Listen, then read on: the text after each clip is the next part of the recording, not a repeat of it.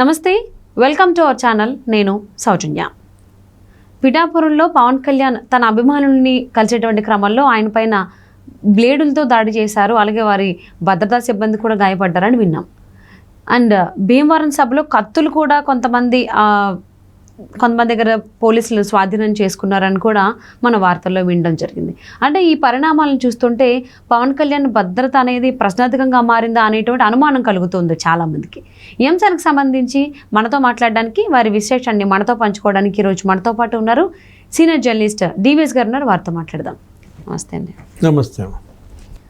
అంటే ఇప్పుడు పవన్ కళ్యాణ్ చుట్టూ జరుగుతున్నటువంటి ఏవైతే పరిణామాలు ఉన్నాయో సందర్భాలు, వాటిని చూస్తుంటే ఆయన భద్రత ఏమైనా ప్రశ్నార్థకంగా మారిందా అనేటువంటి అనుమానాలు వ్యక్తమవుతూ ఉన్నాయి. దాని గురించి మీరేమంటారు? మీ అభిప్రాయం ఏంటి?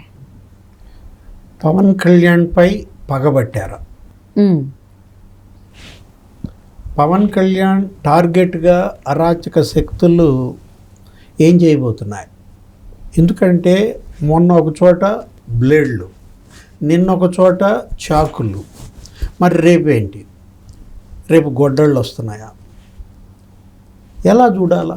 ఎందుకంటే ఆంధ్రప్రదేశ్ అంటేనే అశాంతి అభద్రతకు నెలవుగా మారిన దీంట్లో, ఆంధ్రప్రదేశ్ అంటేనే అరాచక ప్రదేశ్గా పేరు వచ్చినటువంటి దీంట్లో మనం చూసాం హత్యలు ఏ విధంగా జరుగుతున్నాయో. సాక్షాత్తు ముఖ్యమంత్రి పైనే గులకరాయి దాడి, మాజీ ముఖ్యమంత్రి మీద అయితే అసలు రాళ్ల దాడుల వర్షాలు చంద్రబాబు పైన ఎక్కడ పడితే అక్కడ మనం చూసాం. 5 ఏళ్లలో చంద్రబాబు పైన 5-6 చోట్ల రాళ్ల దాడులు జరిగాయి. అసలు అంగళ్ళు నీకు తెలుసు, అంగళ్ళులో అయితే యుద్ధమే జరిగిందనమాట. ఏంటి అసలు రాళ్ళు, వందలాది మంది ఏ విధంగా రాళ్ల దాడులకు పాల్పడ్డారో ఆ రోజు అక్కడ ఉన్నటువంటి వైసీపీ గుండాలు చంద్రబాబు క్యాన్వాయ్ మీద చేస్తే నీకు 12 మంది పోలీసుల తలలు పగిలాయి, 2 పోలీసు వాహనాలు తగలబెట్టారు, 50 మంది తెలుగుదేశం కార్యకర్తల తలలు పగిలాయి, వైసీపీ వాళ్ళ తలలు కూడా పగిలాయి. యుద్ధం అన్నమాట. అదే కాదు, నీకు ఆ ఎర్రగొండపాలెంలో మనం చూసాం, వాడేవాడు మంత్రి ఆదిమూలం సురేష్ ఎవరు అనుకుంటాను మనం, ఆయన అసలు చొక్కా ఇప్పేశాడు. షర్టిప్పది ఇటువంటి అసలు మంత్రి స్థాయిలో మనం అనకూడదు, మంత్రి గారు అనాలి. కానీ అతను దాన్ని కోల్పోయిన పరిస్థితుల్లో షర్టిప్పదీసి ఆ కార్యకర్తలను వేసుకుని అటు వెళ్దాం ఇటు వెళ్దాం అటు వెళ్దాం అక్కడ కొడదాం ఇక్కడ కొడదాం అని రాళ్ల దాడిని ఎలా అతను ప్రేరేపించాడో ప్రోత్సహించాడో వీడియో క్లిప్పింగ్స్లో మీడియాలో చూసాం. ఏది ఎర్రగొండపాలెం. అసలు నందిగామ దగ్గర రాళ్ల దాడిలో మాజీ సీఎం సెక్యూరిటీ మధు తల పగిలింది. మరో చోట రాళ్ల దాడిలో ఇంకొక ఎస్పీజీ ప్రొటెక్టింగ్ ఆయన తల పగిలింది. ఇలా అటు మాజీ ముఖ్యమంత్రి మీద దాడులు, ఇప్పుడు ముఖ్యమంత్రి మీద జరిగిందన్నారు కదా ఇక్కడ బెజవాడ సింగ్ నగర్లో. ఇప్పుడు మనం చూస్తున్నాం పవన్ కళ్యాణ్ ఒక సభలో ఒక చోట ఎక్కడ పిఠాపురంలో బ్లేడ్లతో ఆయన దగ్గరకు రావడం, ఆయన సెక్యూరిటీ వాళ్ళని కలిసేటప్పుడు షేక్ హ్యాండ్లు ఇచ్చేటప్పుడు ఆ బ్లేడ్లతో కోస్తున్నారని పవన్ కళ్యాణే చెప్పాడు ఆ వ్యాఖ్యలు.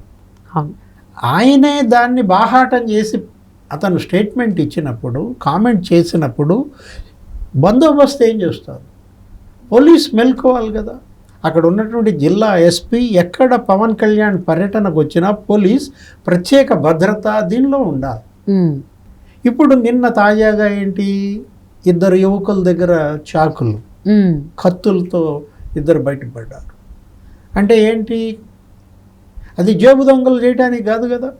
ఇప్పుడు చాకులు కత్తులతో వచ్చారంటే జేబు దొంగతనాలు అయితే బ్లేడ్సే వాడేది. జనరల్గా నువ్వు బస్ స్టాండ్లో బస్సుల్లో ఎక్కేటప్పుడు బ్లేడ్తో కోస్తారు ఈ ఫ్యాంట్ మగపిల్లలు పర్స్ తీయటానికి, చాకులతో పోయారు. చాకులు కత్తులు ఉన్నాయంటే అర్థం దాడి చేయటానికే, హత్యా యత్నాలకి పాల్పడటానికే తప్ప. ఇప్పుడు రేపేం జరుగుతుంది? ఇంకా 20 రోజులు ఉంది సమయం మనకి. ఇదేంటి 4th ఫేజ్లో ఎలక్షన్ మే 13. ఈ 20 రోజుల్లో మరి పవన్ కళ్యాణ్ ఇంకేం చేయబోతున్నారు ఏంటి? ఎందుకు పవన్ కళ్యాణ్ పైన ఇంత పగబట్టారు? అంటే ఈ ప్రస్తుత అధికార వైసీపీ పరిస్థితికి పవన్ కళ్యాణే కారణమనా? రేపు రాబోయే జగన్మోహన్ రెడ్డి ఓటమికి పవన్ కళ్యాణే కారణమనా? ఉరిమి మంగళం మీద పడిందంటే మీ వైఫల్యాలకి మీరు ఓడిపోతున్నారు, మీ చేతగానితనానికి మీరు ఓడిపోతున్నారు, ప్రజలకు మీరు ఇచ్చినటువంటి హామీలు నెరవేర్చలేదు కాబట్టి మీరు ఓడిపోతున్నారే తప్ప అంటే ప్రతిపక్షాలన్నీ ఏకం చేశాడనా, తెలుగుదేశంతో పొత్తు పెట్టుకున్నాడనా, పవన్ కళ్యాణ్ మీద ఎందుకు పగబట్టారు, అతని మీద ఎందుకు కక్ష? ఇప్పుడు చంద్రబాబుని జైల్లో వేయంగానే ఈయన ములాఖత్కి వెళ్ళాడనా, ములాఖత్కి వెళ్ళినప్పుడు అక్కడికక్కడే పొత్తు ప్రకటించాడనా, లేదు తెలుగుదేశాన్ని బీజేపీకి దగ్గర చేశాడనా? అంటే నీకు ఎన్ని కారణాలు కనపడుతున్నాయి పవన్ మీద పగబట్టడానికి? అనేక కారణాలు మనకి ఈ విధంగా కనపడుతోంది. అంటే రాబోయే ఎన్నికల్లోపే పవన్ కళ్యాణ్ పైన మళ్ళా దాడులకు తెగబడుతున్నారా అంటే పోలీసులే సమాధానం చెప్పాలి.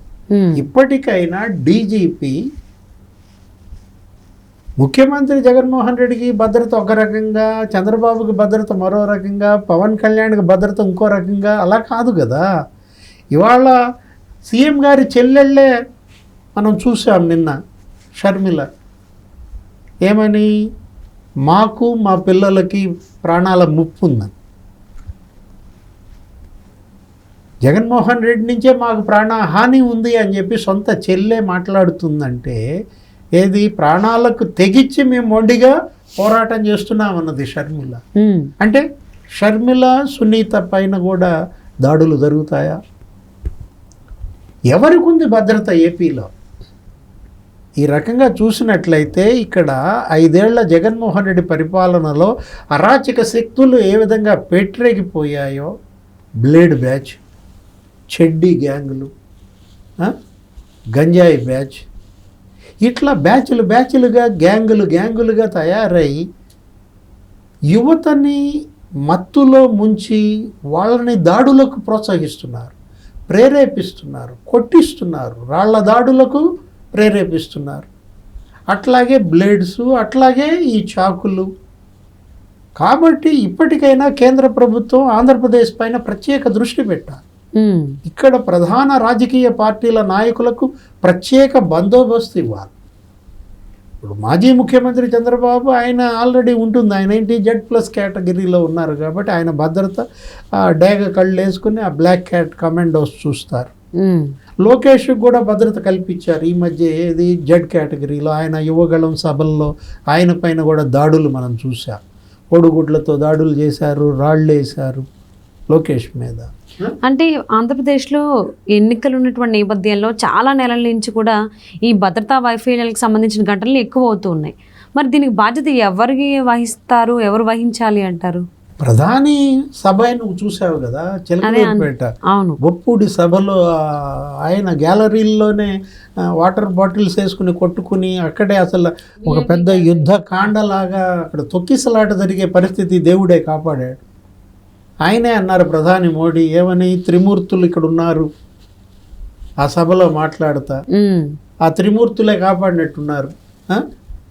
ఇప్పుడు లేకపోతే గాల్లో దీపాలు అయిపోతున్నాయి, ప్రజల ప్రాణాలు గాల్లో దీపాలు అయ్యాయి, ప్రతిపక్ష నాయకుల ప్రాణాలు గాల్లో దీపాలు అయ్యాయి, ముఖ్యమంత్రికి లేదు భద్రత, ప్రధాని సభలో భద్రత ప్రశ్నార్థకమైన దీంట్లో ఏదో ఒక 6 IPSలను సస్పెండ్ చేస్తే సరిపోతుందా? విధుల నుంచి దూరం పెడితే సరిపోతుందా? పోలింగ్ విధుల నుంచి. ఇక్కడ వ్యవస్థని దారిలో పెట్టాలి, ట్రాక్ ఎక్కించాలా, అరాచక శక్తులకు ఒక మెసేజ్ ఇవ్వాలి.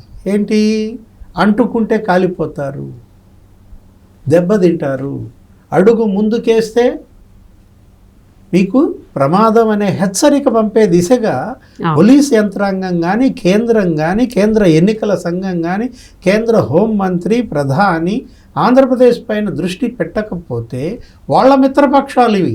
అవును, బీజేపీ మిత్రపక్షం, జనసేన మరి అధినేతకే ఇవాళ ఒక చోట చాకులేంటి, ఒక చోట బ్లేడ్లేంటి, మరో మిత్రపక్షం తెలుగుదేశం అధినేత చంద్రబాబు మీద రాళ్ల దాడులేంటి.